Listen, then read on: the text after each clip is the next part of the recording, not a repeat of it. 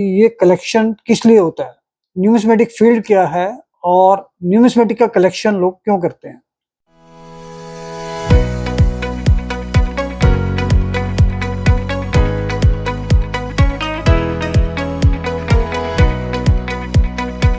दोस्तों नमस्कार। Royal arts and numismatic gallery के यूट्यूब चैनल पर आपका स्वागत है। दोस्तों आज हम बहुत सी ऐसी बातें बताना चाहते हैं कि ये कलेक्शन किस लिए होता है, न्यूमिस्मेटिक फील्ड क्या है और न्यूमिस्मेटिक का कलेक्शन लोग क्यों करते हैं। दोस्तों सबसे पहले एक कॉमन सी बात है कि हम लोग सभी लोग ये जानते हैं कि हमारे इतिहास में क्या-क्या चीज़ें थी और अगर हम इतिहास से जुड़े रहने चाहते हैं तो हमें वो उन चीज़ों को सँभाल के रखना होगा, उन चीज़ों को देखना होगा, क्योंकि बहुत सारी चीज़ें इतिहास की ऐसी हैं जिनको देख-देख कर हम आगे बढ़े हैं और हमारे जो पूर्वज थे, उन्होंने भी अपने जो पूर्वज थे उनसे उन चीज़ों का एक्सपीरियंस लिया, उन चीज़ों से वो आगे बढ़े।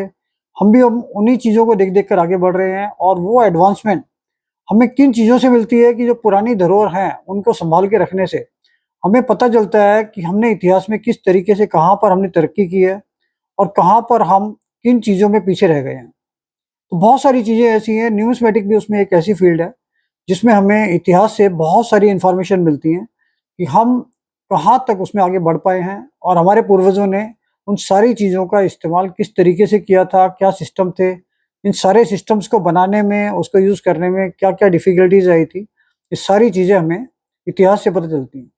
और न्यूमिस्मेटिक की एक फील्ड जो है वो कॉइन्स, सिक्के जो हमारा इतिहास दर्शाते हैं। कॉइन्स कब से शुरू हुए, इसका इतिहास क्या है, कौन-कौन से राजा हुए। बहुत सी बार तो हमें ऐसा लगता है कि हमारे लिटरेचर में, बुक्स वगैरह में जो चीज़ें दी हुई हैं, वो कई बार प्रॉपर नहीं होती हैं। वो हमें कॉइन्स से कन्फर्म होता है कि वो सिक्के हमें बताते हैं कि उस पीरियड में ये चीज़ें हुई थी। कोई भी चीज़ जैसे मान लो कि अगर मुगल पीरियड में कोई एम्परर हुए हैं और कॉइन उसका बुक से रिलेट नहीं कर रहा, कि अगर कॉइन के ऊपर लिखा हुआ है कि इस हिजरी में ये एम्परर हुए थे और बुक कहती है कि इस हिजरी में एक एम्परर नहीं हुए थे, दूसरे हुए थे, तो कॉइन को एक अच्छा सोर्स माना जाएगा, क्योंकि कार्बन डेटिंग से और बहुत सारे सिस्टम से हम कॉइन्स की एज, कि कब वो कॉइन बना है, वो हम फाइंड आउट कर सकते हैं। देख सकते हैं कि वो सच्चाई ज़्यादा बता सकता है हमारे रिटर्न में जो बुक्स है उसके कंपैरिजन में। तो हमारे सिक्के जो है वो इतिहास में बदलाव भी ला सकते हैं। तो इसलिए सिक्कों की इतनी इम्पोर्टेंस है और हेरिटेज की जो-जो चीज़ें कलेक्शन की जाती हैं, वो इतिहास को सँजो कर रखने के लिए और अपनी हिस्ट्री को प्रिज़र्व रखने के लिए ये सारी चीज़ें की जाती हैं। तो दोस्तों जैसे कोई भी कॉइन है, हम ये मानते हैं कि जो भी पीरियड था एंशिएंट, एंशिएंट हम उसको कहते हैं कि जो पीरियड लगभग 2000 से 2500 साल पुराना होता था, उस टाइम पर भी कॉइन बनते थे। उसके बाद सल्तनत वगैरह के कॉइन बनते थे। उसके बाद काफ़ी लेट मुगल कॉइन्स आए, मुगल के बाद आपका ब्रिटिश इंडिया आया, फिर रिपब्लिक इंडिया आया। तो अब लोगों को काफ़ी पहले से इन चीज़ों में इंटरेस्ट रहा है, लेकिन एक कनेक्टिविटी बहुत सारी लोगों की कम थी, जिसकी वजह से इनका कलेक्शन करना भी बहुत मुश्किल होता था और बहुत कम ही लोग इसको कलेक्ट कर पाते थे, क्योंकि रीच लोगों की कम थी। पर्सन टू पर्सन वो इकट्ठे करते थे। जैसे कि आप महाराष्ट्र स्टेट में हो तो आपको पता नहीं होता था कि दिल्ली में कौन-सा कॉइन मिलेगा या दूसरी स्टेट में आप कहाँ से क्या चीज़ ले पाओगे। लेकिन जैसे-जैसे एडवांसमेंट बढ़ी है, सोशल मीडिया बढ़ा है, तो इससे बहुत ईज़ी अप्रोच हो गई है कि आप वर्ल्ड वाइड सब जगह देख सकते हैं कि न्यूयॉर्क में क्या हो रहा है, इंडिया में क्या हो रहा है, ऑस्ट्रेलिया में क्या हो रहा है, चाइना में क्या हो रहा है। जितनी भी डेवलप्ड कंट्री हैं, वो सब आपस में एक-दूसरे से रिलेटेड हो गई हैं, वर्ल्ड आपस में सब एक-दूसरे से कनेक्ट हो गए हैं। इंडिया में भी अगर हमें चाहिए कि भई महाराष्ट्र का कोई कॉइन हमें चाहिए, तो हम दिल्ली में बैठे-बैठे उसको ऑर्डर कर देते हैं और 2 मिनट में हमारा ऑर्डर कन्फर्म भी हो सकता है। तो आज की डेट में ये चीज़ें ईज़ी हो गई हैं।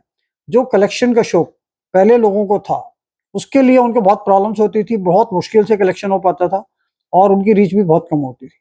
लेकिन आज जब जैसे-जैसे लोग इन चीज़ों को समझ पा रहे हैं, अब एक चीज़ देखिए कि अगर 2000 साल पुराना कोई कॉइन किसी भी स्टेट का, अगर मान लो वो हरियाणा में मिलता है या पंजाब में मिलता है और उसका महाराष्ट्र में कलेक्शन करने वाला कोई है, तो उसके लिए तो बहुत मुश्किल था पहले। और ये चीज़ें इतने लंबे समय में किस पोजीशन में रही, उनके ऊपर एटमॉस्फेयर का और सारी चीज़ों का क्या इफ़ेक्ट आया। मैं तो ये मानता हूँ कि उसमें से 90% 95% आइटम्स जो है, वो ख़त्म हो चुकी हैं, डिस्ट्रॉय हो चुकी हैं। या मेटल की वजह से मेल्ट कर दी गई हैं। जितने प्रीशियस मेटल होते थे गोल्ड के और सिल्वर के उस टाइम पर, तो वो मेल्ट करके उसको रीयूज कर लिया गया है। तो वो चीज़ें बहुत कम बची हैं और उसके साथ-साथ जैसे-जैसे टाइम बीतता चला गया, तो ये चीज़ें ज़मीन में से निकली हैं, लोगों के घरों में रखी हैं, पुरानी इन्होंने सँभाल के रखी हुई हैं। तो वो चीज़ें आज बहुत लिमिटेड हैं और जैसे-जैसे समय पास होता चला गया, वो चीज़ें और कम होती चली गई। तो आज जो ये शौक डेवलप हुआ है लोगों में, ये सिर्फ़ ऐसा नहीं है कि वो इंटरेस्ट है, क्योंकि लोगों के साथ सबसे बड़ी प्रॉब्लम ये आ रही है कि उनके पास वो मीन्स नहीं है कि उसको समझ पाएँ। तो अगर मान लो पुरानी कोई लैंग्वेजेज़ होती थी, जैसे मुगल पीरियड में पर्टिकुलर वो उर्दू या फारसी लैंग्वेज या दूसरी लैंग्वेज जो कॉइन्स के ऊपर आती थी नॉर्मली, तो उस लैंग्वेज को आज समझने वाले कम लोग हैं, तो उसका कलेक्शन करना भी मुश्किल है।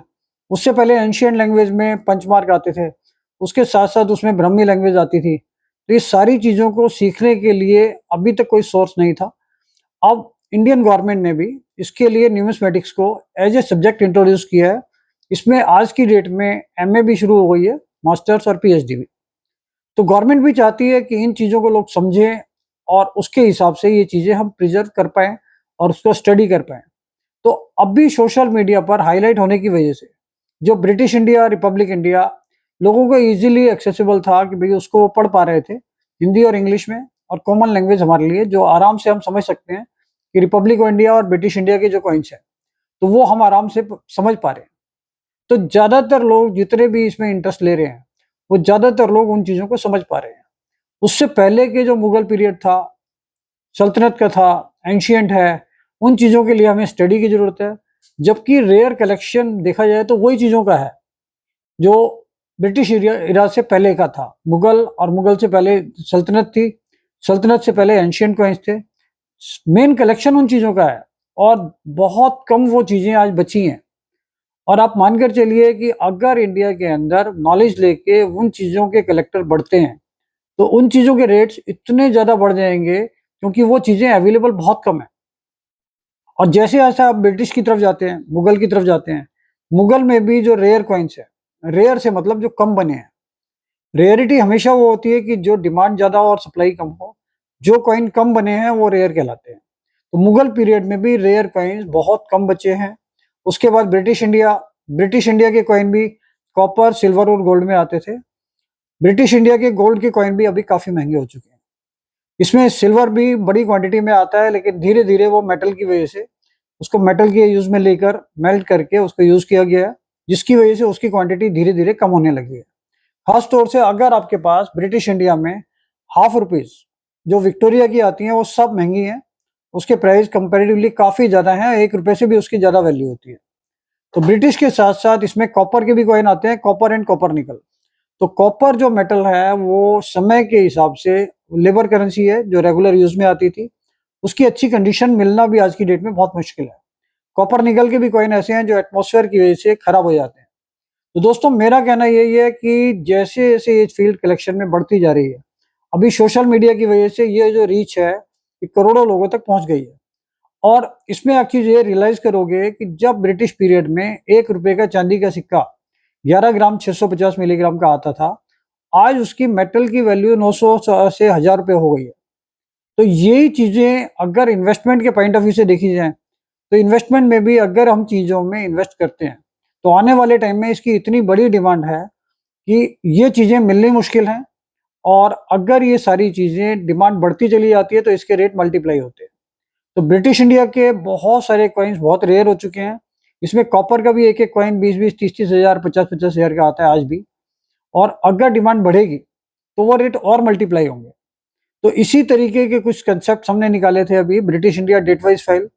इसी में हम मिंट वाइज़ भी करते हैं और इसके साथ-साथ ब्रिटिश इंडिया में सिल्वर कॉइन्स की जो कंप्लीट फाइल आती है डेट वाइज़, वो भी बहुत मुश्किल होती है करना, क्योंकि इसमें बहुत सारे कॉइन्स ऐसे हैं जो बहुत रेयर हैं, जो नहीं मिलते हैं। उसके बाद आ गया रिपब्लिक इंडिया। अभी सबसे ज़्यादा जो डिमांड बढ़ रही है, क्योंकि ज़्यादा से ज़्यादा लोग जो इस फील्ड से जुड़ रहे हैं, जो इस लाइन के लिए बिल्कुल फ्रेशर हैं, वो लोग रिपब्लिक इंडिया में इंटरेस्ट ले रहे हैं।